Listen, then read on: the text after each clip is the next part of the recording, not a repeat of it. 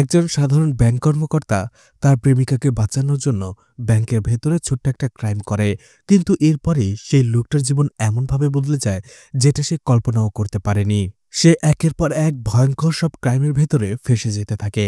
তো শেষ পর্যন্ত সেই লোকটা কি করেছিল সেটাই দেখানো হবে আজকের গল্পে। তো আজ দেখতে যাচ্ছেন ভয়ঙ্কর ব্যাংক স্ক্যাম এবং অসংখ্য টুইস্টে ভরা একটি সাসপেন্স থ্রিলার মুভি। আশা করি মুভিটি আপনাদের ভালো লাগবে। তো আজ এক্সপ্লেন করতে যাচ্ছি 2024 সালে তেলুগু ভাষায় সদ্য মুক্তি পাওয়া মুভি জেব্রা। তো hi guys, welcome to my channel ফিল্মের গল্প। এমন নতুন আর অসাধারণ সব মুভি আর ওয়েব সিরিজের এক্সপ্লেনেশন বাংলায় দেখতে চাইলে চ্যানেলটিকে সাবস্ক্রাইব করে রাখতে পারেন। মুভির শুরুতেই সূর্যাকে একটি বক্স হাতে দাঁড়িয়ে থাকতে দেখা যায়, আর সে মনে মনে বলছিল ভাগ্য তাকেই সহায়তা করে যে রিস্ক নিতে পছন্দ করে। আর রিস্ক তখনই নেওয়া হয় যখন কেউ কোনো ক্রাইম করে, আর সেই ক্রাইমগুলো মানুষের জীবনকে এমনভাবে পাল্টে দেয় যেটা তারা নিজেরাও কল্পনা করতে পারে না। ঠিক এমনটাই ঘটেছিল আমার জীবনে। এরপরেই ব্যাংক অব ট্রাস্টের হেডকোয়ার্টারকে দেখানো হয়, যেটাকে সংক্ষেপে বট বলা হয়। সেই হেডকোয়ার্টারে হেড অফিসারের কাছে একটি ফোন আসে, আর ফোনটা শুনতেই সে চমকে যায়। সে সাথে সাথে পেপারে একটি নাম্বার লেখে। এরপরেই ফ্রড ইন্সপেকশন এবং ইনভেস্টিগেশনের কয়েকটি অফিসে কল করে, আর সেখানে জানানো হয় ব্যাংক অব ট্রাস্টের চেন্নাই শাখাতে 2টি ভোল্ট লুট হয়েছে। এরপরে ফ্রড ইনভেস্টিগেশনের হেড সবাইকে খবর দেয় যে করেই হোক এই ক্রাইমটাকে থামাতে হবে, আর অপরাধীকে ধরতে হবে। যে করেই হোক আরেকটা হাস্যময় তাকে কোনোভাবেই জন্মতে দেয়া যাবে না। এরপরেই 6 দিন আগের ঘটনা দেখানো হয়। পরে সে ব্যাংক অব ট্রাস্টের একজন এমপ্লয়ি সূর্যাকে দেখানো হয়। আর এই সূর্যা তার চাকরিতে অনেক বেশি পারদর্শী ছিল, যার ফলে সে অনেক মেডেলও জিতেছে। সূর্যাকে দেখা যায় সেখানে একজন ক্লায়েন্টের সাথে কথা বলার পরে সে তার মোবাইলে একটি ছবি দেখে। এরপরে সূর্যার মাকে দেখা যায় সেই ফ্ল্যাটটি দেখতে, কিন্তু সূর্যার মা সেখানে সোয়াতি নামের আরও একটি মেয়েকে এজেন্ট ভেবে কথা বলতে থাকে, যেও সেই ফ্ল্যাটটা দেখতে এসেছিল। সূর্যার মা যখন বুঝতে পারে তাদের মধ্যে ভুল বোঝাবুঝি হয়েছে, সে তাকে সরি বলে। এরপরেই সূর্যার মা সূর্যার কাছে চলে আসে। সূর্যার মা বলে, আমার এই ফ্ল্যাটটাই পছন্দ হয়েছে, কিন্তু সূর্যা বলে এটা আমাদের বাজেটের বাইরে, তোমাকে যেটা দেখানো হয়েছে সেটা নাও। সূর্যা তার মাকে বুঝিয়ে লিফটে নিয়ে আসে। দেখা যায় সোয়াতি নামের সেই মেয়েটাও সেখানে চলে আসে। আর লিফটটা যখনই বন্ধ হতে যাবে, সূর্যার মা লিফটটা আটকে দিয়ে বাইরে বের হয়ে যায় এজেন্ট মহিলার সাথে কথা বলতে। ঠিক তখনই দেখা যায় সোয়াতি সূর্যার কাছে চলে আসে। আসলে সোয়াতি এবং সূর্যা একে অপরকে ভালোবাসতো, কিন্তু সেটা যেন তার মা না জানে, এই জন্য তারা অভিনয় করতে থাকে যে তারা একে অপরকে চেনে না। আসলে সূর্যা তার মা এবং তার হবু স্ত্রীকে একই সাথে ফ্ল্যাট দেখাতে নিয়ে এসেছিল, কিন্তু সূর্যের মা নিচে আসার পরেই সেটা বুঝে ফেলে যে সোয়াতি তার ছেলে সূর্যার গার্লফ্রেন্ড। কারণ সূর্যার মা ডিটেকটিভ মুভি দেখতে দেখতে ছোটখাটো জিনিস লক্ষ্য করে বুঝে ফেলত যে কি হয়েছে। আসলে যখন তারা লিফটের মধ্যে ক্লোজ হচ্ছিল, তখন সোয়াতির মাথার কয়েক গোছা চুল সূর্যার শার্টের বোতামের ভেতরে লেগে গিয়েছিল, আর এটাই তার মা দেখে বুঝে ফেলে। সূর্যার মা যেহেতু এটা বুঝে ফেলে, তাই সে সূর্যা এবং সোয়াতির বিষয়টা মেনে নেয় এবং ফ্ল্যাটের জন্য লোনের অ্যাপ্লাই করতে বলে। এরপরে ব্যাংক অব ট্রাস্টে ইমার্জেন্সি সিচুয়েশন হলে কি করতে হবে সেটা যখন এমপ্লয়ীদের দেখানো হচ্ছিল, তখনই সূর্যা এবং রবি বাইরে বের হয়ে আসে। আর তখনই সেখানে সেই ব্যাংকের ম্যানেজার শিলাকে দেখানো হয়। আর এই শিলা সবসময় সূর্যার পেছনে লেগে থাকত, কারণ কিছুদিন আগেই ব্যাংক অব ট্রাস্টে একজন এমপ্লয়ি সুইসাইড করেছিল এই ম্যানেজার শিলার অত্যাচারের কারণে। সেটা নিয়ে কেউ মুখ না করলেও সূর্যা কমপ্লেন করে দেয়, যার ফলে শিলা সেই সময় থেকে এখন পর্যন্ত সূর্যার পেছনে লেগে রয়েছে তাকে অপমান করে চাকরি থেকে বরখাস্ত করার জন্য। এরপরে মদন গুপ্তা নামের একজন লোককে দেখানো হয়। সেখানে সে একটি মিটিং করতে আসে, আর সে অন্য একজন লোককে বলে 5 দিনের মধ্যে আমি এয়ারলাইন্সটা কিনে ফেলতে চাই, আর এর জন্য যা করার করতে হবে। আর সেখানে সে আদি নামের একজন লোককে খুঁজে বেড়ায়। ঠিক তখনই স্পিকারের মধ্যে থেকে একটি কণ্ঠ ভেসে আসে আর বলে, আমি আদি, আর আমি আপনাকে সাহায্য করতে পারি, বলুন কি করতে হবে।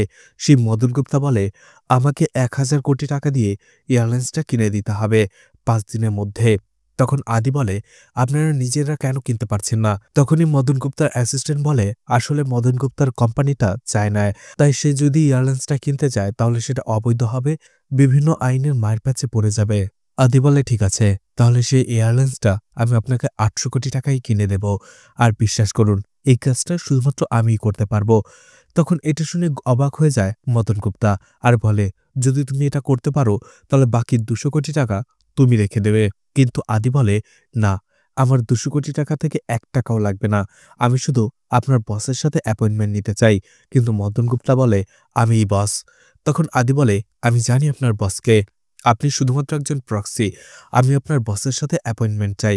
তখন বাধ্য হয়ে মদন গুপ্তা রাজি হয়ে যায়। এদিকে সুরিয়া এবং রবি কফি খেতে আসে, আর সেখানে সোয়াতিকেও কল করা হয়। সোয়াতিও আসলে অন্য একটা ব্যাংকে জব করত, আর কিছুদিন পরেই সেও চলে আসবে ব্যাংক অব ট্রাস্টে সুরিয়ার সাথে জব করার জন্য। যখনই সুরিয়া সোয়াতিকে কল করে, সে শুনতে পায় সোয়াতির পাশেই কেউ একজন চিৎকার করছে, আর সোয়াতি খুব ভয় পেয়েছিল। সোয়াতি সুরিয়াকে বলে সে এখন একটু ব্যস্ত রয়েছে। সুরিয়া বুঝতে পারে সোয়াতি কোনো একটা বিপদে পড়েছে, তাই সাথে সাথে সে সেখানে চলে আসে। সুরিয়া সেখানে আসার পরেই জানতে চায় কি হয়েছে। সোয়াতি তাকে একটু পাশে নিয়েই বলতে থাকে, গতকাল এই ক্লায়েন্ট 4 লাখ টাকার একটি চেক জমা দিয়েছিল, কিন্তু আমাদেরই একজন ক্লায়েন্ট অ্যাকাউন্ট নাম্বার ভুল করে অন্য একটি অ্যাকাউন্টে সেই চেকটা জমা করে দেয়। আর আমার যখন চেক করার কথা ছিল, সেটাও আমি চেক না করেই ভুল অ্যাকাউন্টেই জমা দিয়ে দেই। এরপরে যখন সেই অ্যাকাউন্ট ওনারকে আমি কল দিই, সে আমাদের সাথে খারাপ ব্যবহার করে আর বলে আপনারা ভুল করেছেন। আমি কেন সেই টাকা ফেরত দেব? আসলে সেই টাকা তার অ্যাকাউন্টে ঢোকার সাথে সাথে সেই বেনি নামের লোকটা 4 লাখ টাকা উঠিয়ে নেয়, আর এখন সেই টাকা ফেরত দিতে সে নারাজ। সবকিছু শোনার পরে সুরিয়া হতবাক হয়ে যায়। অন্যদিকে সেখানে একজন লোক চিৎকার চেঁচামেচি করছিল। পাশের একজন লোক বলছিল, আসলে আমার মেয়ের মাথায় টিউমার হয়েছে, তার অপারেশন করতে হবে, আর এই জন্য আমি আমার মালিকের কাছ থেকে 4 লাখ টাকা নিয়েছিলাম এবং সেটাই ব্যাংকে রেখেছিলাম, কিন্তু এখন আমার ব্যাংকে সেই টাকাটা নেই। আর আজকে যদি আমি টাকা জমা দিতে না পারি, তাহলে আমার মেয়েটা বিনা চিকিৎসায় মারা যাবে। এটা শোনার পরে সুরিয়ার আরো বেশি খারাপ লাগে। সুরিয়া সেই লোকটাকে বলে, আপনি আমাকে বিশ্বাস করুন, আপনার টাকা আপনি পেয়ে যাবেন, আর আমি সেটার ব্যবস্থা করব। সোয়াতি তাকে পাশে ডেকে এনে বলে, তুমি আর এসবের মধ্যে জড়াবে না। তখনই সুরিয়া তাকে বলে, তুমি যদি এখন এটার কোনো ব্যবস্থা না করো, তাহলে তোমার চাকরি চলে যাবে আর এই ব্যাংক ব্ল্যাকলিস্টেড হয়ে যাবে। এতে তোমার বিরুদ্ধে কেসও হতে পারে। তাই আমি যেটা বলছি তুমি সেটা করো। সোয়াতি বলে, তাহলে এখন আমরা কি করব? সুরেশ বলে, তুমি এখনই সেই বেনি ডিসুজার স্টেটমেন্ট এবং সিআইএফ নাম্বারটা নিয়ে এসো। এই সিআইএফ মানে হচ্ছে কাস্টমার ইনফরমেশন ফাইল। প্রত্যেক কাস্টমারের আলাদা ইনফরমেশন নাম্বার থাকে, আর সেটাকেই সিআইএফ নাম্বার বলা হয়। এরপরে সোয়াতি সেই সিআইএফ নাম্বারটা রবির কাছে পাঠিয়ে দেয়, আর সুরিয়া রবিকে কল করে আর বলে, এই বেনি ডিসুজার পুরো ব্যাংক হিস্টোরি আবার চাই। সুরিয়া এরপরে সোয়াতিকে বলে, নেক্সট 1 ঘন্টা আমি তোমাকে যা যা বলবো তুমি শুধু সেটাই করবে। সুরিয়া সেখান থেকে চলে আসে। একটু পরেই সোয়াতি সুরিয়াকে কল করে আর বলে, ব্যাংক অব ট্রাস্টের আমার চেকবুকটা আমার হাতে রয়েছে। সুরিয়া বলে, তুমি এখনই সেই চেকটাতে 4 লাখ টাকার একটা অ্যামাউন্ট লেখো। কিন্তু সোয়াতি বলে, আমার সেই অ্যাকাউন্টে মাত্র 12,000 টাকা আছে। সুরিয়া বলে, আমি তোমাকে যেটা বলছি সেটা করো। সেই চেকটা লেখার পরে কেডিএফসি ব্যাংকে জমা দাও, আর এরপরে চেকটা ড্রপবক্সে না রেখে ক্যাশ কাউন্টারে জমা দাও। সুরিয়া বলতে থাকে, এই চেকগুলো ব্যাংক অব ট্রাস্টে চলে যাবে, আর 11টার মধ্যে সেটা পৌঁছে যাবে। এরপরে দেখা যায় ঠিক 11টা বাজতেই সুরিয়া সেই ব্যাংক অব ট্রাস্টের একজন এমপ্লয়িকে কল করে আর বলে, সোয়াতি নামের একটা চেক রয়েছে 4 লাখ টাকার, সেটা এন্ট্রি করো। কিন্তু সেই এমপ্লয়ি বলে সেই অ্যাকাউন্টে মাত্র 12,000 টাকা রয়েছে। সুরিয়া তাকে রিকোয়েস্ট করে আর বলে, এন্ট্রি করো, আর এই চেকটা ক্লিয়ারেন্স পেতে 3 ঘন্টা সময় লাগবে। ওই সময়টাতে আমি যা করার করে ফেলবো, তোমার কিচ্ছু হবে না, তুমি জাস্ট এন্ট্রি করে দাও। সুরিয়ার কথা রাখে সে এমপ্লয়ি আর চেকটা এন্ট্রি করে দেয়। সুরিয়া সেই এমপ্লয়িকে আরও বলে, যদি কেউ তোমাকে জিজ্ঞেস করে তাহলে তুমি বলবে সরি, টাইপ এরর। এরপরেই সোয়াতিকে সে বলে যে তুমি তোমার ব্যাংক ম্যানেজারের কাছে যাও আর সেই চেকটাকে আগেই ক্লিয়ারেন্স করতে বলো। সোয়াতি সেখানেই চলে যায় আর বলে তার আর্জেন্ট 4 লাখ টাকার দরকার, এই জন্য চেকটা যাতে সে ক্লিয়ার করে দেয়। আর সুরিয়া তাকে যা যা বলতে বলে সোয়াতি সেই কথাগুলোই ব্যাংক ম্যানেজারকে বলে। ব্যাংক ম্যানেজার প্রথমে রাজি হয় না, কিন্তু সোয়াতি তাকে অন্য একটা বিষয়ে হেল্প করতে চায়, আর এতেই সেই ব্যাংক ম্যানেজার রাজি হয়ে যায় আর সোয়াতির সেই চেকটা ক্লিয়ার করে দেয়। আর সেই ক্লিয়ারেন্স অ্যাপ্লিকেশন দিয়েই সোয়াতি তার অ্যাকাউন্টে 4 লাখ টাকা না থাকা সত্ত্বেও 4 লাখ টাকা উঠিয়ে ফেলে এবং সেই লোকটাকে দিয়ে দেয়। এতে করে একদিকে সমস্যার সমাধান হলেও অন্যদিকে সমস্যা বেড়ে চলবে, কারণ কিছুক্ষণ পরেই সুরিয়ার করা এই ফ্রডটা সবাই জেনে যাবে, কারণ সোয়াতির অ্যাকাউন্টে টাকা না থাকা সত্ত্বেও সেই টাকাটা উঠানো হয়েছে। সোয়াতি এই কথাটাই সুরিয়াকে জিজ্ঞেস করে। সুরিয়া বলে, তুমি সেটা আমার উপরে ছেড়ে দাও। এরপরে সুরিয়া সেই ব্যাংক অব ট্রাস্টে চলে আসে আর রবির সাথে দেখা করে। রবি ইতোমধ্যে বেনিডিউসার ব্যাংক স্টেটমেন্ট বের করে ফেলেছে আর সে বলছে তার ব্যাংক স্টেটমেন্টগুলো খুবই অদ্ভুত। তার ব্যাংকে অনেক টাকা লেনদেন হয় কিন্তু কোনো টাকাই তার ব্যাংকে থাকে না, আসামাত্রই সেটা উইথড্র করে ফেলা হয়। এরপরেই দেখা যায় সেই ব্যাংক স্টেটমেন্টগুলো বেনিডিউসার নাম্বারে পাঠিয়ে দেয় সুরিয়া। এরপরেই সুরিয়া কল করে সেই বেনি ডিসুজাকে আর বলে, আমি ব্যাংক অব ট্রাস্ট থেকে কল করছি। আমি একজন রিলেশনশিপ ম্যানেজার। আমাদের ব্যাংকে একটি স্কিম কন্টেস্ট চলছিল আর সেটা আপনার অ্যাকাউন্ট জিতে গেছে। আপনি সুইজারল্যান্ডে 2 রাত 3 দিন থাকার জন্য একটা স্কিম জিতেছেন। সেখানে শুধুমাত্র খাওয়ার খরচটা আপনাকে বহন করতে হবে। বেনি বলে, আমি ইন্টারেস্টেড না। যদি সব খরচ বহন করে তবেই আমি শুধুমাত্র যেতে পারি, আদারওয়াইজ আমি সেখানে যাব না। সুরিয়া বলে, স্যার আপনি আমাকে আপনার রিলেশনশিপ ম্যানেজার বানিয়ে দিন, তাহলে এই ট্রিপটা ক্যান্সেল করে এই টাকাটা আমি আপনাকে পাইয়ে দিতে পারি আর এই ট্রিপ থেকে আপনি কমপক্ষে 12 লাখ টাকা পেতে পারেন। টাকার অঙ্কটা শুনতেই বেনিটো সুজা লোভে পড়ে যায় আর বলে, ঠিক আছে, কিন্তু আমার ব্যাংক ডিটেলসগুলো আমার ওয়াইফ জানে আর সে কিছুদিন আগেই অনেক দামি দামি শপিং করেছে। এখন যদি আমার অ্যাকাউন্টে এত টাকা দেখে তাহলে সে এই টাকাগুলো তার শপিংয়ে শেষ করে দেবে। আপনি একটু এগুলো হাইড করে রাখবেন। এতে সুরিয়া রাজি হয়ে যায়। অর্থাৎ বেনি সুরিয়াকে তার রিলেশনশিপ ম্যানেজার বানিয়ে ফেলে। অর্থাৎ বেনির সব অ্যাকাউন্ট এবং সমস্ত কিছু সুরিয়াই দেখাশোনা করতে পারবে। সুরিয়া বেনির ব্যাংক স্টেটমেন্ট থেকে দেখতে পায় দুটো অ্যাকাউন্টে তার 2 লক্ষ করে টাকা রয়েছে আর এই 4 লাখ টাকাই সুরিয়ার লাগবে। এই জন্য সে বেনির সাইন নকল করে ফেলে আর একটা চেক অ্যাক্সিস ব্যাংকে নিয়ে যায়। কিন্তু রবি বলে, সেই ব্যাংকে আমাদের পরিচিত কেউ নেই, সেখানে কিভাবে চেক হোল্ডারকে ছাড়াই টাকা দিয়ে দেবে। সুরিয়া বলে, সেটাতে আমি দেখে নেব, তুমি শুধু এই ব্যাংকেরটা দেখো, যাতে বেনি রিয়াকশন করার কোনো সময় না পায়। আমাদের একসাথে টাকা উইথড্র করে ফেলতে হবে। কিন্তু যখনই সেই ব্যাংকে চলে যাওয়া হয়, সেই ব্যাংকে চেক দেওয়া হলেও বলা হয় যে চেক হোল্ডার ছাড়া টাকা দেওয়া হবে না। কিন্তু সুরিয়া বলে, আমি তার রিলেশনশিপ ম্যানেজার এবং আমি একজন ব্যাংক এমপ্লয়ি, আমাকে এটা দিতে হবে। কিন্তু সেই ব্যাংক এমপ্লয়ি তাতেও নারাজ এবং সে বলে এটা সে করতে পারবে না। এতে সুরিয়া রেগে যায় আর বলে, এটার প্রসেস আছে, আমি সেটা জানি, আপনাদের ব্যাংক ম্যানেজারকে ডাকুন, আমি তার সাথে কথা বলবো। সুরিয়া এভাবে চিৎকার করে কথা বলতে থাকে। তখনই সেই এমপ্লয়ি কিছুটা ঘাবড়ে যায় আর বলে, ঠিক আছে। সে নিজেই উঠে চলে যায় ব্যাংক ম্যানেজারের সাথে কথা বলতে। তখনই সুরিয়া দেখতে পায় সেই মহিলা পঙ্গু ছিল। এতে সুরিয়ার কিছুটা খারাপ লাগে কিন্তু তার করার কিছুই ছিল না।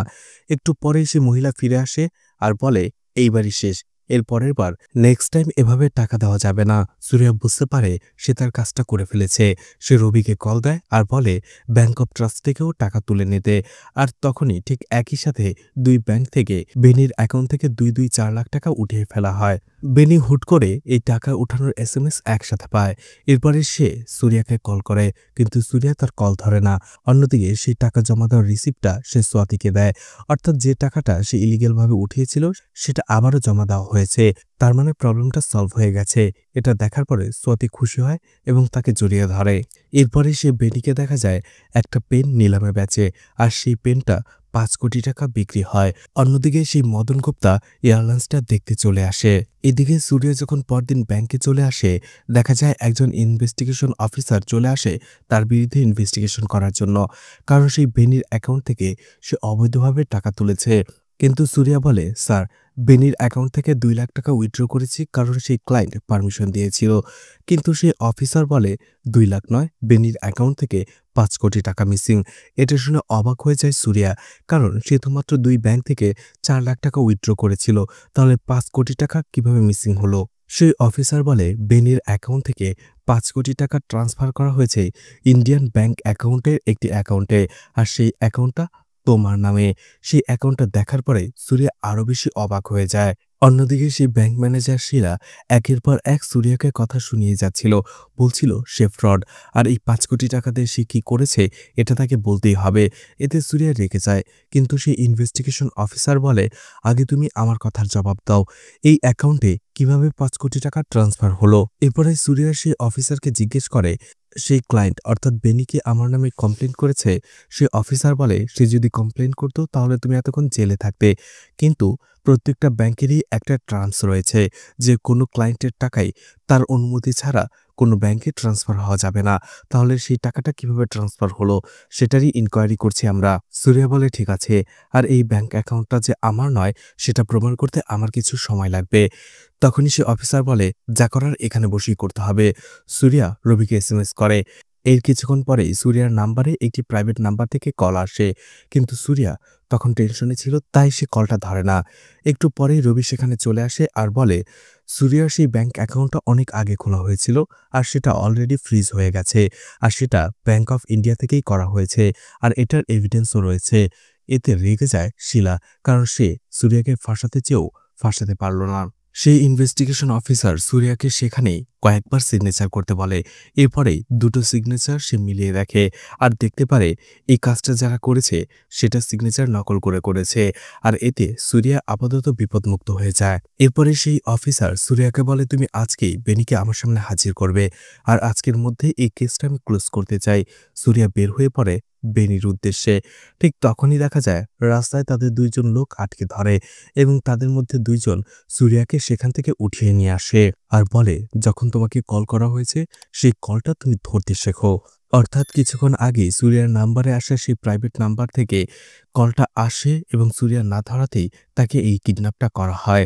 এরপরেই সুরিয়াকে ওয়াইল্ড রোজ নামের একটি পার্কের সামনে নিয়ে আসা হয়, আর তখনই সেখানে চলে আসে আদিত্য দেবরাজ, যাকে সবাই আদি বলে জানে। আদি তাকে বলে, তুমি আমাকে চেনো না, আমিও তোমাকে চিনি না, কিন্তু তুমি এখানে কেন এসেছো জানো? কারণ তুমি অনেক বড় একটা ভুল করে ফেলেছ। এরপরেই আমাদের ফ্ল্যাশব্যাক দেখানো হয় এই আদির সাথে সে মদন গুপ্তা যে ডিলটা করছিল সেখানে একজন দালাল কাজ করছিল, অর্থাৎ ব্রোকার, আর সেই ব্রোকারের ফিস ছিল 5 কোটি টাকা। সেই টাকাটা আদির অ্যাসিস্ট্যান্ট বেনিকে দেয়, আর এগুলো ছিল ব্ল্যাক মানি, আর বেনি ব্ল্যাক মানিকে হোয়াইট মানি করার কাজটাই করত। এরপরেই বেনিকে দেখা যায় সেই ব্ল্যাক মানিগুলো নিয়ে একটি অকশন অফিসে চলে আসে, আর সেখানে আসার পরে একটি কলমকে অ্যান্টিক পেন হিসেবে সেল করতে থাকে, আর যে কলমটা 5 কোটি টাকায় সেল হয়। আর এভাবেই বেনি 5 কোটি টাকার ব্ল্যাক মানিকে হোয়াইট মানি করে ফেলে এবং তার অ্যাকাউন্টে জমা দেয়। আর এই টাকাটাই সেই ব্রোকারকে দেওয়ার কথা ছিল, কিন্তু সেই 5 কোটি টাকাই বেনির অ্যাকাউন্ট থেকে উইথড্র করার আগেই মিসিং হয়ে গেছে। সবকিছু শোনার পরে সুরিয়া বলে, কিন্তু এই কাজটা তো আমি করিনি, আর ইন্ডিয়ান ব্যাংক অ্যাকাউন্টটা আমার ফ্রিজ, সেটা আমি ব্যবহার করি না, আমার সই নকল করে কেউ ওই কাজটা করেছে। আদি বলে, সেটাতে আমার দেখার দরকার নেই। 11:35-এ বেনির অ্যাকাউন্টে 5 কোটি টাকা ক্রেডিট হয়, কিন্তু 11:36-এই সেই টাকাটা উইথড্র করা হয় এবং তোমার অ্যাকাউন্টে আসে। আর এরপরেই তোমার অ্যাকাউন্ট থেকে 100টা অ্যাকাউন্টে ছোট ছোট অ্যামাউন্টে সেই টাকাগুলো ভাগ হয়ে যায়, আর এই সবগুলো অ্যাকাউন্টই ছিল ফ্রিজ অ্যাকাউন্ট। আর এটা টাকা লুট করার অনেক ওল্ড একটা টেকনিক, এটা আমি জানি। আর তোমার কাছে কি মনে হয় শুধুমাত্র 5 কোটি টাকার জন্য আমি এখানে এসেছি? আমি এমন কিছু হারিয়েছি যেটা এই 5 কোটি টাকার থেকে অনেক অনেক বেশি। তখনই আরও একটা ফ্ল্যাশব্যাক দেখানো হয়। মদন গুপ্তা যখন সেই এয়ারলাইন্সটা দেখছিল ঠিক তখনই সেখানে আদি গিয়েছিল, আর মদন গুপ্তা জানতে চেয়েছিল সে কিভাবে এই এয়ারলাইন্সটা কিনবে। তখনই আদি বলেছিল তারা একটা শিপিং কোম্পানিকে 800 কোটি টাকা দেবে, আর এই 800 কোটি টাকার বিনিময়ে তারা এয়ারলাইন্সটা কিনে নেবে, আর এরপরে সেই এয়ারলাইন্সটা তারা আদির নামে করে দেবে, আর আদি মদন গুপ্তার নামে করে দেবে। এরপরে যখনই সেই ব্রোকার তার পেমেন্ট 5 কোটি টাকা চায়, তখনই সেই আদির অ্যাসিস্ট্যান্ট এসে আদিকে জানায় বেনির অ্যাকাউন্ট থেকে 5 কোটি টাকা চুরি হয়ে গেছে। এটা যখন মদন গুপ্ত জানতে পারে সে হতবাক হয়ে যায় আর বলে, 5 কোটি টাকা চুরি হয়ে গেছে, তাহলে তুমি এত বড় ডিলটা কিভাবে করবে? আদির সাথে সাথে 5 কোটি টাকার একটা চেক লিখে দিতে চায় মদন গুপ্তাকে, কিন্তু মদন গুপ্তা সেই চেকটা ছিঁড়ে ফেলে আর বলে যে 5 কোটি টাকা সামান্য সামলাতে পারে না, সে 800 কোটি টাকা আর এত বড় ডিলটা কিভাবে সামলাবে? তুমি যদি নিজেকে প্রমাণ করতে চাও তাহলে তোমার এই 5 কোটি টাকা তুমি উদ্ধার করে দেখাও। ঘটনা প্রেজেন্টে চলে আসে। আদি সুরিয়াকে বলে, তোমার সেই 5 কোটি টাকার পরিবর্তে আমি আমার সম্মান হারিয়েছি, যেটা 5 কোটি টাকার থেকে অনেক অনেক বেশি মূল্যবান। তাই আমি আমার সম্মান ফেরত পেতে চাই, আর তোমাকে সেই 5 কোটি টাকা ফেরত দিতে হবে। তোমার হাতে সময় মাত্র 4 দিন। না হলে তুমি যদি এই 4 দিনের মধ্যে সেই 5 কোটি টাকা ফেরত দিতে না পারো, তাহলে তোমাকে এই দেশের মোস্ট ওয়ান্টেড ক্রিমিনাল আমি বানিয়ে দেব। তারপরেও সুরিয়া যখন কোনো কথা বলছিল না, আদি বলে, ওইদিকে তাকাও। তখনই সুরিয়া দেখতে পায় সুরিয়ার মা সেই পার্কে বসে লুকিয়ে লুকিয়ে হাওয়াই মিঠাই খাচ্ছিল, কারণ তার ডায়াবেটিক্স ছিল। এটা দেখে সুরিয়া অবাক হয়ে যায়। তখন আদি বলে, পেছনে ভালো করে দেখো, তোমার মায়ের পেছনে আমার ২ জন লোক দাঁড়ানো গান হাতে নিয়ে। ৫ সেকেন্ডের মধ্যে তুমি যদি রাজি না হও তাহলে তোমার মাকে তারা মেরে ফেলবে। তখনই সে কাউন্ট করতে থাকে। সুরিয়া তার মাকে বাঁচানোর জন্য সাথে সাথেই রাজি হয়ে যায়। তখনই দেখা যায় আদি তার হাতের চুটকি বাজায় আর পার্কের পুরো লোক থেমে যায়। অর্থাৎ সেই পার্কের সব লোকই ছিল আদির, শুধুমাত্র সুরিয়া এবং তার মা বাদে। আদি সেখান থেকে চলে যায় আর লোকগুলো আবারও স্বাভাবিক হয়ে যায়। তখন সুরিয়া বুঝতে পারে যে আদি কতটা পাওয়ারফুল এবং তাকে আদির কথা মতোই কাজ করতে হবে। আদি এরপরের সাথে সাথেই বেনিকে খুঁজে বের করে এবং তার বাড়িতে চলে আসে। কিন্তু দেখা যায় কয়েকজন লোক বেনির বোনকে টাকা দেওয়ার জন্য তাগাদা দিচ্ছিল। এটা দেখে কিছুই বুঝতে পারে না সুরিয়া। ভেতরে যাওয়ার পরে দেখতে পায় বেনির মরদেহ, অর্থাৎ বেনিকে কেউ মেরে ফেলেছে। এটা দেখে আরো বেশি অবাক হয়ে যায় সুরিয়া। সে বেনিকে ধরে হয়তোবা টাকাটা ট্রেস করতে পারত, কিন্তু এখন কি হবে, এখন সে কি করবে? এরপরে সে এই কথাটা এসে যখন সেই ইনভেস্টিগেশন অফিসারকে জানায়, তখন সেই অফিসার বলে, তারা এত কিছু জানে না, তাহলে তুমি বেনির বোনকে নিয়ে আসো এখানে স্টেটমেন্ট দেওয়ার জন্য। কিন্তু সেটাও সম্ভব নয়, কারণ বেনির লাশটা দাফন করার জন্য তার বোন লাশটা নিয়ে তাদের গ্রামের বাড়িতে গেছে, তার আসতে সময় লাগবে। ওই সময়টাতে দেখা যায় সুরিয়ার মা তাকে কল করে, কিন্তু সে কলটা রিসিভ করে না। ওইদিকে দেখা যায় সোয়াতি তার বাবা মাকে নিয়ে সুরিয়ার বাড়িতে এসেছিল তাদের বিয়ের কথা বলার জন্য, কিন্তু সুরিয়া না আসাতে আর ফোন না ধরাতে সোয়াতি অনেকটা লজ্জা পায় তার বাবা মার সামনে। এদিকে সেই ইনভেস্টিগেশন অফিসার বলে, আমি এই ইনভেস্টিগেশনটা ২ দিনের বেশি লম্বা করতে পারবো না, তাই তোমাকে বেনির ডেথ সার্টিফিকেট এবং হেয়ার সার্টিফিকেট নিয়ে আসতে হবে। সুরিয়া বলে, স্যার, এটা আরো কয়েকদিন সময় লাগবে, কারণ তাদের হোমটাউন থেকে ফিরতে সময় লাগবে। কিন্তু সেই ইনভেস্টিগেশন অফিসার তার কোনো কথাই শোনে না। সুরিয়া যখন রবিকে সবকিছু খুলে বলে, রবি বলে, তাহলে আমরা কেন স্বীকার করে নেব যে আমরা সেই ৫ কোটি টাকা নিয়েছি? কারণ সেই ব্যাংক অ্যাকাউন্টটা তো তোমার ফ্রিজ, তাহলে সেখান থেকে কোনোভাবেই সে প্রমাণ করতে পারবে না সেই টাকাটা তুমি নিয়েছ। সুরিয়া বলে, এর আগে বেনির অ্যাকাউন্ট থেকে আমরা যে ৪ লাখ টাকাটা উঠিয়েছি সেটা আদি জানে। আমরা যদি এই ৫ কোটি টাকাটা অস্বীকার করি তাহলে সেই ৪ লাখ টাকার ফ্রড কেসে সে আমাদের ফাঁসিয়ে দেবে। তাই আমাদের হাতে আর কোনো রাস্তা খোলা নেই। রবি ভাবতে থাকে কি করা যায়। অন্যদিকে আদির সেই সেক্রেটারিকে আদি বলে, তুমি কেন বেনিকে খুন করলে? সেই সেক্রেটারি বলে, আমি বেনিকে খুন করতে চাইনি, সেটা অসাবধানতায় হয়ে গেছে। সে মদ খেয়ে অনেকটাই মাতাল ছিল, ভুলবশত হয়ে গেছে। তখন আদি রেগে যায় আর বলে, অনেক কষ্টে অনেক সাধনার পরে আমি এই ডিলটা হাতে পেয়েছি, আর এই ডিলটা কোনোভাবেই আমি মিস হতে দেব না। এদিকে রবি অনেকক্ষণ ভাবার পরে একজন লোকের কথা মনে পড়ে তার, যে এই বিপদ থেকে সুরিয়াকে উদ্ধার করতে পারবে। সে সুরিয়াকে সেখান থেকে নিয়ে যেতে থাকে। সুরিয়া যখন জিজ্ঞেস করে এই লোকটা কে, রবি বলে তার নাম বাবা। সে অনেক ধরনের ইলিগেল কাজ করে এবং টাকার বিনিময়ে মানুষকে সাহায্য করে। আর তার কাছেই রবি নিয়ে যায় সুরিয়াকে। আর সেখানে জানা যায় এই বাবা এক সময় ঘোড়ার রেসে জুয়া খেলে টাকা ওড়াতো, কিন্তু কখনো সেই জুয়া সে জিততে পারেনি, আর এই জন্য সে সবকিছু হারিয়েছে। কিন্তু তারপরেও সে থেমে থাকেনি। তার একটাই ইচ্ছে, সে জীবনে একবার হলেও সে ঘোড়ার রেস জিতবে এবং বাজি জিতবে। সুরিয়া আর রবি সে বাবাকে সবকিছু খুলে বলে। সে বলতে থাকে, সময় কম, টাকার পরিমাণটা অনেক বেশি, তাই এখানে রিস্কটাও অনেক বেশি।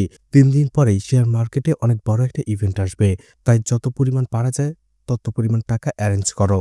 অর্থাৎ রবি এবং সুরিয়া কিছু টাকা সে বাবাকে দেবে, আর সেই টাকাটাই সে শেয়ার মার্কেটে ইনভেস্ট করবে এবং সেটাকে ৫ কোটি টাকায় রূপান্তর করবে।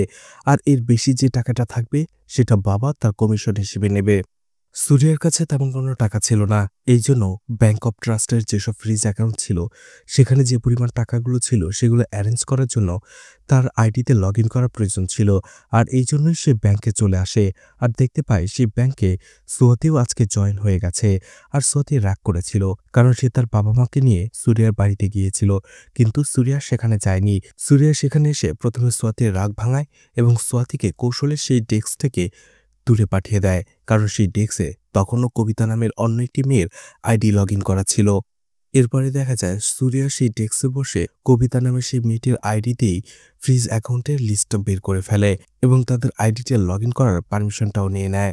এরপরে সুরিয়া রবির সাহায্যে নতুন সিম কিনে একটা নমিনি অ্যাকাউন্ট তৈরি করে এবং সেটা দিয়ে কবিতা নামের সেই মেয়েটির কাছ থেকেই পারমিশন নেয় নতুন অ্যাকাউন্টের আর নমিনি অ্যাকাউন্টের, এবং সেই সব ফ্রিজ অ্যাকাউন্ট থেকে কবিতার আইডির সাহায্যেই সেসব অ্যাকাউন্টগুলো থেকে সে টাকাগুলো নিয়ে নেয়। তখনই তারা দেখতে পায় তারা যে অ্যাকাউন্টগুলো লিস্ট করেছিল সেগুলোর ভিতরে টোটাল 40 লাখ টাকা ছিল সেই ফ্রিজ অ্যাকাউন্টগুলোর ভেতরে।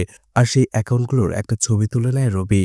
এরপরেই সুরিয়া সেই 40 লাখ টাকা সেই নতুন নমিনি অ্যাকাউন্টে ট্রান্সফার করে দেয়। আর সুরিয়া মনে মনে ভাবতে থাকে এই ফ্রডগুলো ধরতে ব্যাংকের কমপক্ষে 4 থেকে 5 দিন সময় লাগবে। আর এর মধ্যেই বাবা যদি সেই টাকাগুলো শেয়ার মার্কেটে ইনভেস্ট করে টাকাগুলো উঠিয়ে আনতে পারে, তাহলে সেই টাকাগুলো সে আবারও এই অ্যাকাউন্টগুলোতে রেখে দেবে, যার ফলে সে আর কোনোভাবেই ধরা পড়বে না। এরপরে দেখা যায় মদন গুপ্তা, আদি এবং সেই শিপিং কোম্পানির মালিক একটি ক্লাবে বসে মিটিং করে এই ব্যাপারে। অন্যদিকে সেই 40 লাখ টাকা নিয়ে সুরিয়া আর রবি চলে আসে বাবার কাছে, যাতে সে এই টাকাটা শেয়ার মার্কেটে ইনভেস্ট করতে পারে। এদিকে মদন গুপ্তা সেই মিটিংয়ে বসে একটা সময় অনেক বেশি ড্রিঙ্কস করে ফেলে। এরপরে আদিকে আবারও সেই 5 কোটি টাকা নিয়ে খোঁটা দিতে শুরু করে, কথা শোনাতে শুরু করে। আর বলে যে লোকটা 5 কোটি টাকাই ফেরত নিয়ে আসতে না পারে, তাহলে সে কিভাবে এত বড় ডিল করবে। এভাবে সে আদিকে আরো বেশি অপমান করে। আর বলে, ঠিক আছে, আমি তোমাকে সময় দিলাম 1 ঘন্টা। এই 1 ঘন্টার মধ্যে তুমি 5 কোটি নয় 25 লাখ টাকা এনে আমাকে দেখাও।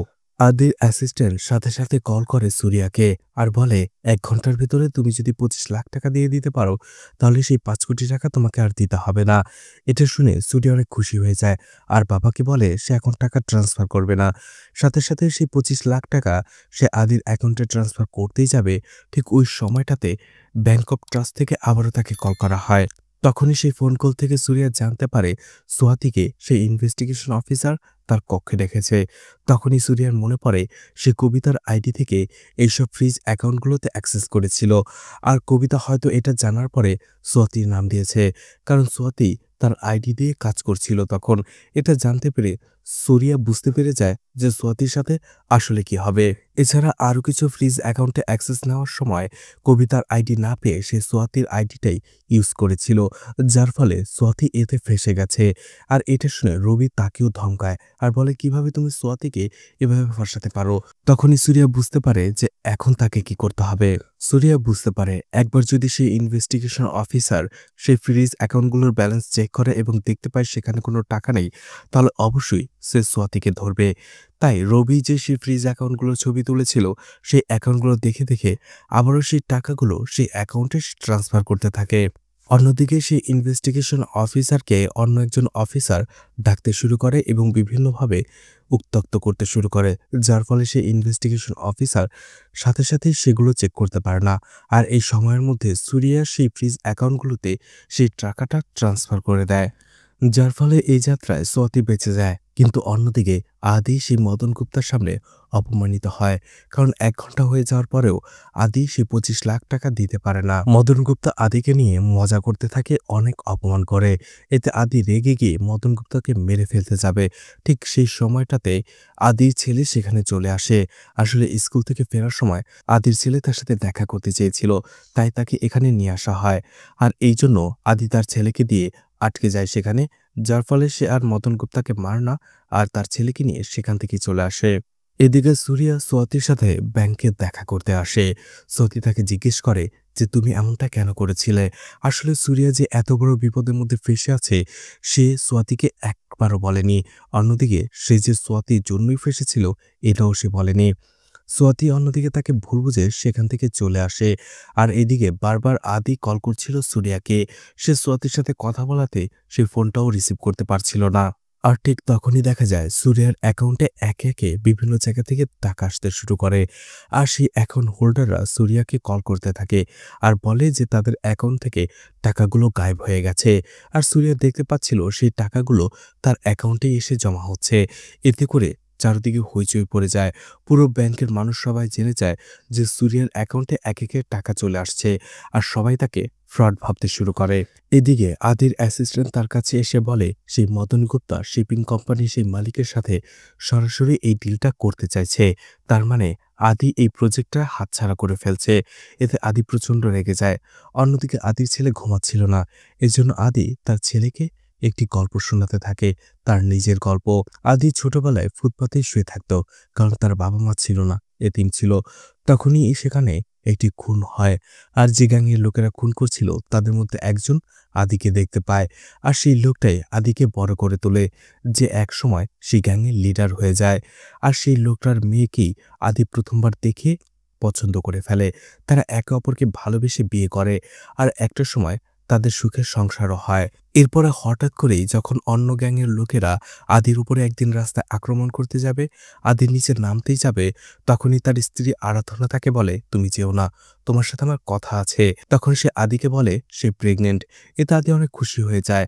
তখন আদির স্ত্রী তাকে আরও একটা খবর শোনায়, সেটা হচ্ছে আদির স্ত্রী আরাধনার ক্যান্সার। এটা শুনে আদি অনেক অবাক হয়ে যায় আর বলে, তুমি টেনশন করো না, যত টাকাই লাগুক না কেন আমি তোমাকে সুস্থ করে তুলব।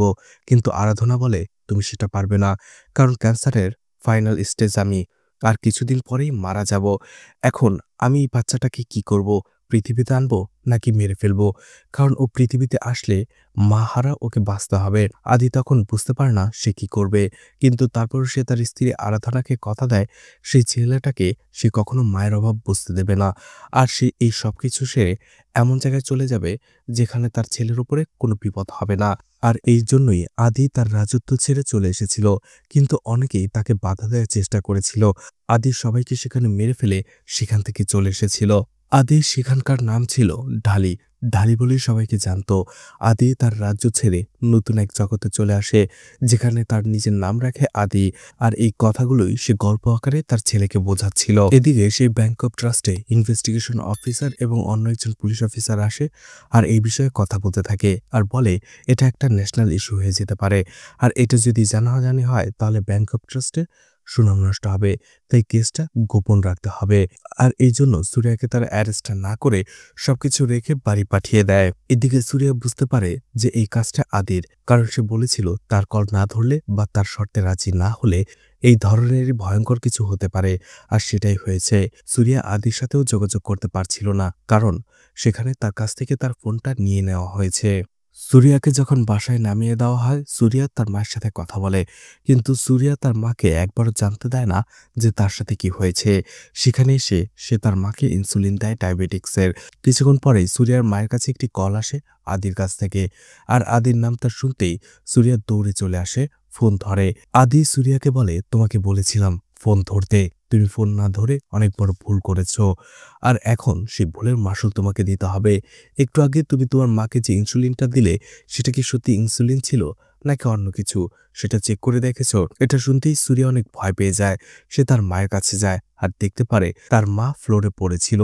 সে কি করবে বুঝতে পারে না। সে বারবার আদিকে সরি বলে আর বলে সে আদির টাকা ফেরত দিয়ে দেবে, কিন্তু তারপরেও আদি কোনো কথা শুনছিল না। কিছুক্ষণ পরেই দরজায় একটা কলিং বেল বাজে আর আদি তাকে বলে দরজা খুলতে। সুরিয়া যখনই দরজা খোলে সে দেখতে পায় একজন লোক কিছু ওষুধ নিয়ে সেখানে চলে আসে। আদি তাকে বলে, এই ওষুধটা তুমি তোমার মাকে দাও, তাহলেই সে বেঁচে যাবে। সুরিয়া তাড়াতাড়ি সেটাই করে। এদিকে আদি দেখা যায় সেই শিপিং কোম্পানির মালিককে সে ধরে নিয়ে এসেছে, কারণ সে সরাসরি মদন গুপ্তার সাথে ডিল করতে চাইছিল। তাকে গান পয়েন্টে আটকে রেখে মদন গুপ্তাকে কল করায় আর বলে আদিকে ছাড়া এই ডিলটা কোনোভাবেই হবে না। অন্যদিকে দেখা যায় সেই শিপিং কোম্পানির মালিকের সব জাহাজগুলো আটকে দিয়েছিল আদি। আর এতেই সে অনেক ভয় পেয়ে যায়। আদির হাত পায়ে ধরে এবং সেগুলো ছাড়ানোর ব্যবস্থা করে। এরপরেই দেখা যায় সুরিয়া আদির সাথে সেখানে দেখা করতে আসে আর বলে, আপনার দেওয়া 4 দিন এখনো শেষ হয়নি। তার আগেই আপনি আমার মায়ের সাথে যেটা করলেন সেটা ঠিক হয়নি। আর সময় মতো আমি আপনার টাকা ফেরত দিয়ে দেব। এদিকে সোয়াতিও এতদিনে জেনে গেছে যে সোরিয়া যে প্রবলেমটায় ফেসে গেছে সেটা শুধুমাত্র সোয়াতির জন্যই। আর এই জন্য সে অনেক কষ্ট পায় আর সুরিয়াকে সরি বলে। পরদিনই দেখা যায় সুরিয়াকে নিয়ে আবারও ইনভেস্টিগেশন টিম তাকে জেরা করতে বসে। কিন্তু কিছুক্ষণ পরেই তাদের কাছে একটা মেল আসে, যেখানে দেখা যায় আদি আবারও সব কেসগুলো উঠিয়ে নিয়েছিল। অর্থাৎ যে ফ্রড কেসটা তার নামে দেওয়া হয়েছিল সেটাকে ব্যাংকের ভুল হিসেবে ধরিয়ে দিয়ে আদি সুরিয়াকে বাঁচিয়ে দেয়। কিন্তু সেই ইনভেস্টিগেশন অফিসার বলে, এই কেসটা ক্লোজ হলেও সেই 5 কোটি টাকার কেস এখনো ক্লোজ হয়নি, সেটা সমাধান করার চেষ্টা করুন। এটা বলে সুরিয়াকে সেখান থেকে চলে যেতে বলে। অন্যদিকে এটা দেখে সেই ব্যাংক ম্যানেজার শিলা অনেক রেগে যায়। সে ভেবেছিল এবার হয়তো সুরিয়ার কোনো শাস্তি হবে, যেমনটা সে চাইছিল। এদিকে সুরিয়া বুঝতে পারে যে এটাও আদির কাজ, তাই সে ভাবতে থাকে কি করে সেই ৫ কোটি টাকা সে অ্যারেঞ্জ করবে। এরপরে সে রবি এবং সোয়াতিকে নিয়ে মিটিং করতে থাকে আর বলে এবার তারা ব্যাংক ডাকাতি করবে, অর্থাৎ ব্যাংক অফ ট্রাস্টেই তারা ডাকাতি করবে। সেই ব্যাংক অফ ট্রাস্টের ভোল্ট থেকে তারা টাকা চুরি করবে। সোয়াতি এবং রবি প্রথমে কোনোভাবেই রাজি হচ্ছিল না, কিন্তু সুরিয়া বলে এছাড়া তার হাতে আর কোনো পথ খোলা নেই, যে করে হোক এ কাজটা করতে হবে। অবশেষে তারা দুইজন রাজি হয়ে যায়। সোয়াতি এবং সুরিয়া ডিসকাস করতে থাকে যে ব্যাংক অফ ট্রাস্টের ভোল্টে কি কি ধরনের সিকিউরিটি রয়েছে আর সেটা ভাঙতে হলে তাদেরকে কি করতে হবে। সোয়াতি বলতে থাকে বড় ভোল্টের ভেতরে ছোট আরো 5টা ভোল্ট রয়েছে, যেটার দুটোর ভেতরে রিজার্ভের টাকা রয়েছে। আমাদের উচিত সেই রিজার্ভের টাকাটাই নেওয়া, কারণ সেই রিজার্ভের টাকাটা প্রতিদিন চেক করা হয় না, যার ফলে সেটা আমরা রেখে দেওয়ার জন্য কিছুটা সময় পাবো। সুরিয়াও রাজি হয়ে যায় এবং তারা প্ল্যান অনুযায়ী কাজ শুরু করে দেয়। সুরিয়া বলতে থাকে সেই বোল্টগুলোর ভেতরে যে ছোট বোল্টগুলো রয়েছে সেটা খোলার জন্য একটা ওয়ান টাইম পাসওয়ার্ড থাকে, যেটা একটা কিয়ের ভেতর রয়েছে। সেটার দুটো কি থাকে, একটা একটা গ্যারান্টি নমিনির কাছে থাকে আর একটা ব্যাংক ম্যানেজারের কাছে থাকে। আর সেই ব্যাংক ম্যানেজার হচ্ছে শিলা। তাই তারা রবিকে পাঠিয়ে দেয় শিলার কাছ থেকে সেই চাবিটা নিয়ে আসার জন্য। রবি সেখানে যেয়ে বিভিন্নভাবে শিলার কাছ থেকে চাবিটা নিয়ে আসার চেষ্টা করে, কিন্তু কোনোভাবেই সেটা করতে পারছিল না। অবশেষে রবি অনেক প্ল্যান করে সেখান থেকে চাবিটা নিয়ে আসে আর শিলার শাড়িতে চা ফেলে দেয় যাতে সে ওয়াশরুমে চলে যায়। রবি সেই চাবিটা এনে সুরিয়াকে দেয়, বলে কিন্তু এখন সিসিটিভির কি হবে? আমরা বোল্টের থেকে যে টাকা নিয়ে বের হব সেটা তো দেখাই যাবে সিসিটিভিতে। তখনই সুরিয়া বলে সিসিটিভিটা বন্ধ হয়ে যাবে। তখনই দেখা যায় সুরিয়া আগে থেকে আদিকে কল করেছিল এবং তার সাহায্য চেয়েছিল। আদিও অবশেষে তাকে সাহায্য করতে রাজি হয়েছিল, অর্থাৎ সে তার লোক দিয়ে ব্যাংক অফ ট্রাস্টের সিসিটিভি ক্যামেরা ২০ মিনিটের জন্য বন্ধ রাখবে। এদিকে যেহেতু সেই শিপিং কোম্পানির মালিক মদন গুপ্তাকে না করে দিয়েছে যা আদি ছাড়া এই ডিলটা হবে না, তাই মদন গুপ্তা আবারও আদিকে ডাকে আর বলে যা হয়েছে ভুলে যেতে এবং এই ডিলটা কনফার্ম করতে। মদন গুপ্তাকে অনেক বেশি অপমান করে, এমনকি তার প্যান্টও খুলে ফেলে সবার সামনে। আর আদি সেখান থেকে চলে আসে। এদিকে দেখা যায় তারা রেডি হয়েছিল সেই বোল্ট রবারি করার জন্য। ঠিক তখনই সুরিয়ার কাছে মেসেজ আসে আদির যে ২০ মিনিটের জন্য সিসিটিভি ক্যামেরা অফ করা হবে। আর ঠিক ওই সময়টাতে চা পরিষ্কার করার জন্য শিলা সেই ব্যাংকের ওয়াশরুমে চলে গিয়েছিল। অন্যদিকে হঠাৎ করে ব্যাংকের সব সিসিটিভি ক্যামেরা অফ হয়ে যায়, কিন্তু ব্যাংক অফ ট্রাস্টের হেডকোয়ার্টার থেকে একজন অফিসার কল করে তাদের আর বলে সিস্টেম রিস্টার্ট হচ্ছে আর এই জন্য তাদের ২০ মিনিট সময় লাগবে সিসিটিভি ক্যামেরাগুলো আবারও চালু হওয়ার জন্য। এই জন্য সবাই এটা স্বাভাবিকভাবেই ধরে নেয়। আর ঠিক তখনই রবি যে ফায়ার অ্যালার্ম বাজিয়ে দেয়, যার ফলে ব্যাংক থেকে সবাই বের হয়ে যায়। শুধুমাত্র সুরিয়া এবং শিলা সেই ব্যাংকের ভেতরে থাকে। শিলার ওয়াশরুমের দরজাটা সোয়াতি বাইরে থেকে বন্ধ করে দেয় যাতে শিলা বাইরে বের হতে না পারে। অন্যদিকে সুরিয়া সেই ব্যাগ নিয়ে বোল্টের ভেতরে চলে যায় সেই বোল্ট রবারি করার জন্য। সব প্ল্যান করার পরে সুরিয়া যখনই ভেতরে ঢোকে তখনই সে দেখতে পায় প্রথম বোল্টের দরজা খোলার পরে সেটা একটা খালি রুম, সেখানে আর কিছু নেই। এটা দেখে সে অবাক হয়ে যায় যে এখানে তো বোল্ট থাকার কথা, তাহলে সেটা গেল কোথায়?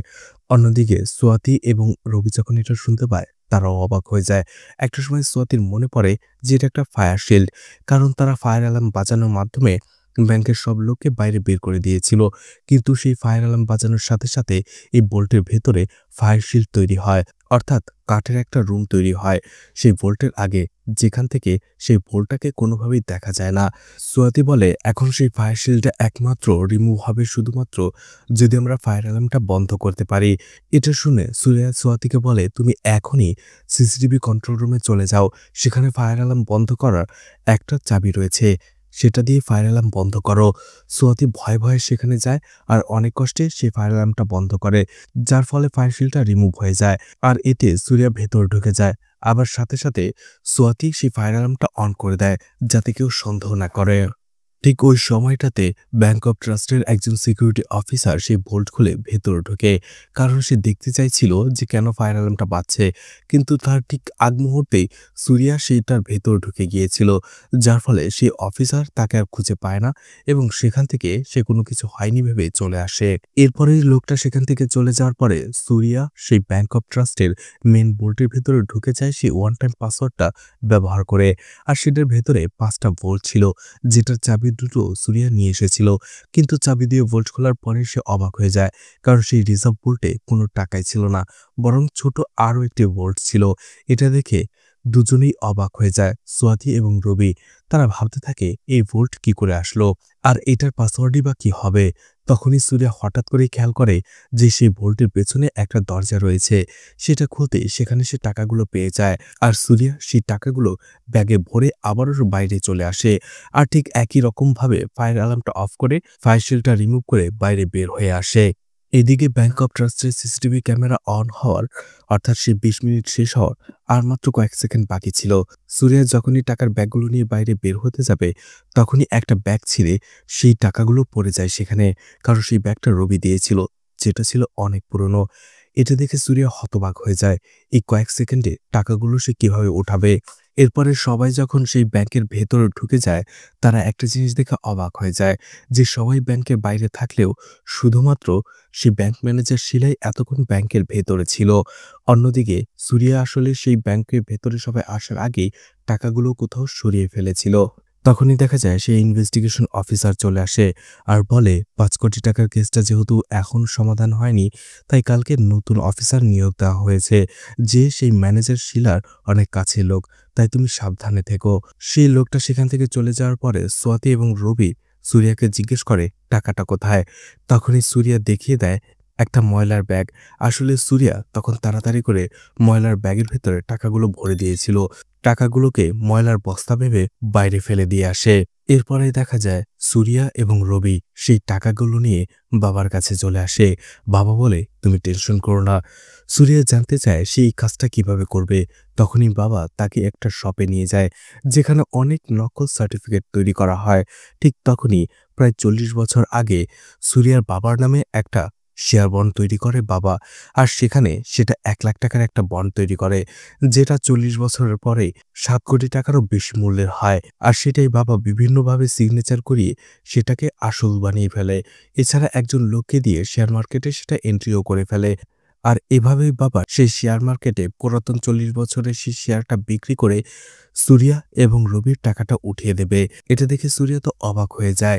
এদিকে দেখা যায় সেই নিউ অফিসার চলে আসে, আর ব্যাংক অফ ট্রাস্ট থেকে সুরিয়াকে ডাকা হয় এবং তার ইনকোয়ারি করা হয়। তাকে বিভিন্নভাবে ইন্টারোগেশন করা হয়। ঠিক তখনই অন্যদিকে দেখা যায় সেই শেয়ার মার্কেট ধসে পড়ে। ইতিহাসের অন্যতম সেরা ধস নামে শেয়ার মার্কেটে। এটা যখন রবি এবং সোয়াতি জানতে পারে, তারা একেবারেই দুশ্চিন্তায় পড়ে যায়। এখন কি হবে?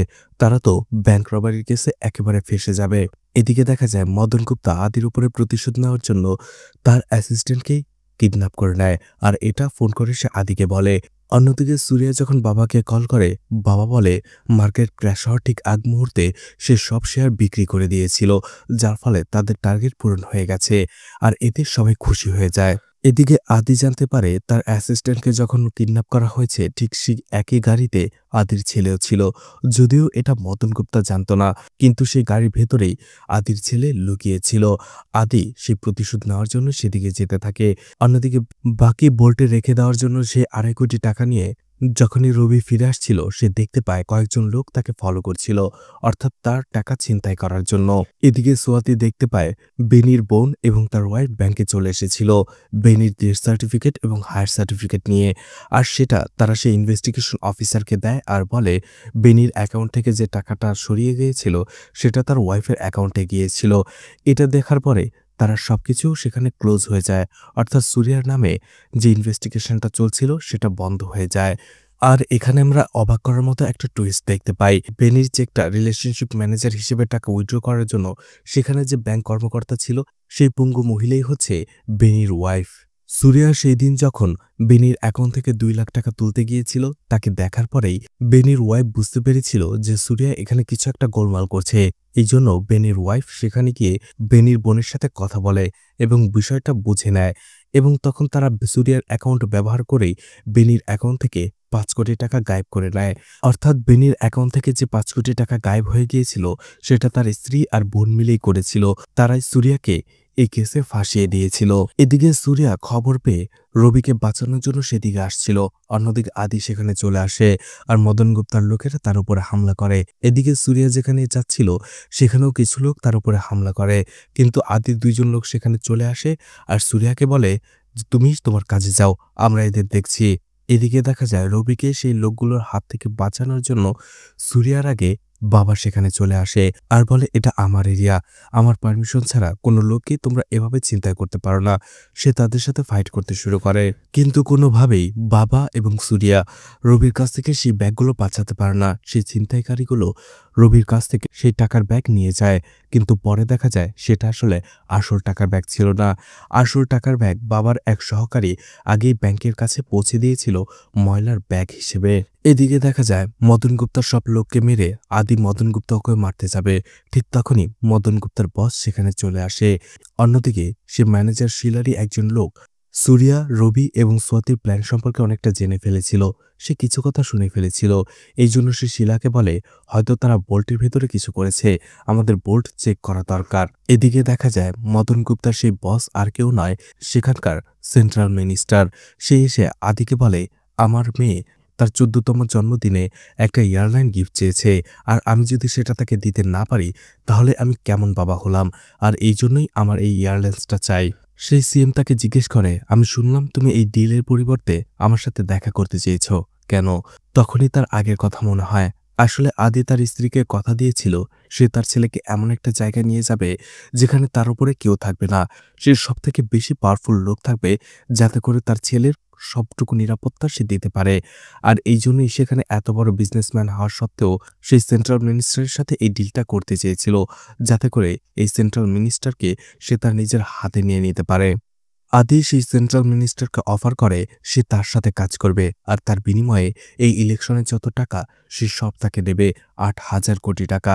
আর এতে সেই সেন্ট্রাল মিনিস্টার রাজি হয়ে যায়, আর আদিও তার কথা মতো সেই সেন্ট্রাল মিনিস্টারকে সেই এয়ারলাইনটা গিফট করে দেয়। এদিকে সুরিয়া আদিকে আবারও কল করে যাতে আবারও সিসিটিভি ক্যামেরা অফ করা হয় এবং সেই টাকাগুলো তারা ব্যাংকের ভেতরে নিয়ে যেতে পারে। আদি সেটাই করে, 10 মিনিটের জন্য আবারও ক্যামেরা অফ করে দেয়, আর সুরিয়া এবার সেই টাকাগুলো বোল্টে না রেখে অন্য কোথাও রাখে। এদিকে শিলা সেই এমপ্লয়ির কথা মতো সেখানকার যে 2জন ইনভেস্টিগেশন ম্যানেজার ছিল তারা বোল্ট চেক করে আর দেখতে পায় রিজার্ভ বোল্টের কোনো বোল্টই টাকা ছিল না। এটা দেখে তারা অবাক হয়ে যায়। ব্যাংকের সব এমপ্লয়িকে সার্চ করতে থাকে, তাদের কেবিন সার্চ করতে থাকে, আর একটা সময় শিলার কেবিনও সার্চ করা হয়। আর তখনই দেখা যায় শিলার কেবিনে সেই টাকাগুলো ছিল, অর্থাৎ সুরিয়া এবং রবি সেই টাকাগুলো শিলার কেবিনে রেখে দিয়েছিল যাতে পুরোপুরি দোষ শিলার ঘাড়ে পড়ে, কারণ এই শিলা সবার উপরে অত্যাচার করত, সবাইকে নিজের পাওয়ার খাটিয়ে বিভিন্নভাবে হ্যারাস করত, আর এই জন্যই এটা তার প্রাপ্য শাস্তি ছিল। এদিকে রবি আর সুরিয়া তখনই অবাক হয়ে যায় যখন তারা জানতে পারে যে বেনির স্ত্রী এসেছিল এবং বেনির অ্যাকাউন্টে ট্রান্সফার করা 5 কোটি টাকা সে নিয়ে গেছে। এতে রবি আর সুরিয়া অনেক অবাক হয়ে যায়, কারণ এই 5 কোটি টাকা তারা আদিকে দেওয়ার জন্য রেখেছিল।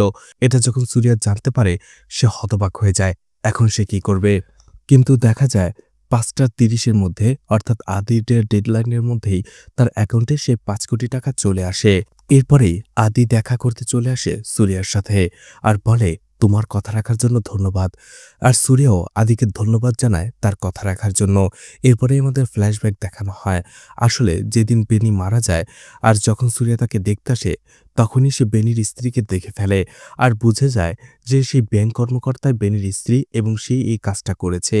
সে তখন রেগে যায়, কিন্তু সুরিয়া জানতে পারে বেনির স্ত্রী এবং তার বোন এই কাজটা করেছে বাধ্য হয়ে। আসলে তারা একটা অনাথ আশ্রম চালাতো, যেখানে অসংখ্য প্রতিবন্ধী ছেলেমেয়েরা পড়াশোনা করত, থাকতো, কিন্তু টাকার অভাবে সেই জায়গার তারা বাড়ি ভাড়াও দিতে পারছিল না, সেই ছেলেমেয়েগুলোর ঠিকমতো দেখাশোনাও করতে পারছিল না, আর বেনি এই বিষয়ে তাদের কোনো হেল্প করছিল না। আর এই জন্য বাধ্য হয়ে তারা বেনির অ্যাকাউন্ট থেকে সেই 5 কোটি টাকার স্ক্যাম করে। সবকিছু জানা সত্ত্বেও পুরো দোষটা নিজের কাঁধে নিয়েছিল এবং এই 5 কোটি টাকা পরিশোধ করার অন্য রাস্তা খুঁজে বেড়াচ্ছিল। এরপর আবারও যখন বেনির স্ত্রী এবং বোন সেই ব্যাংকে যে 5 কোটি টাকা নিয়ে আসে, সুরিয়া তাদের কাছে চলে আসে আর বলে, 5 কোটি টাকা যে করেই হোক 5:30 মধ্যে আদির অ্যাকাউন্টে ক্রেডিট করতে হবে, না হলে আমরা ফেঁসে যাব। আর আমি প্রমিস করছি আমি তোমাকে বাকি টাকা ফেরত দিয়ে দেব, না হলে এখানকার যত সব ধার দেনা আছে আমি পরিশোধ করে দেব। প্রথমে তারা রাজি না হলেও অবশেষে তারা রাজি হয়, আর তারা আদির অ্যাকাউন্টে সেই টাকাগুলো ক্রেডিট করে দেয়।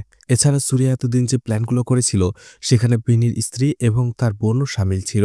সুরিয়া সেই টাকাগুলোর মধ্য থেকে আদির টাকা, ব্যাংকের বোল্টের টাকা এবং এখানকার লোন পরিশোধ করে।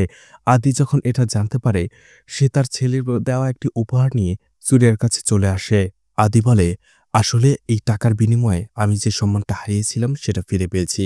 যদিও আমি জানতাম যে তুমি এই কাজটা করনি, কিন্তু আমি তোমাকে প্রেশার দিয়ে আমার সম্মানটা ফিরিয়ে দিয়েছি।